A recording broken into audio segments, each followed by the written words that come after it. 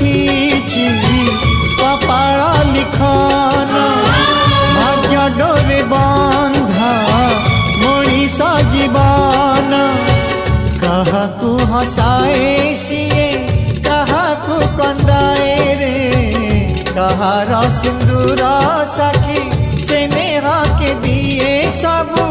भाग्य हाथ दान सबू भाग्य हाथ दान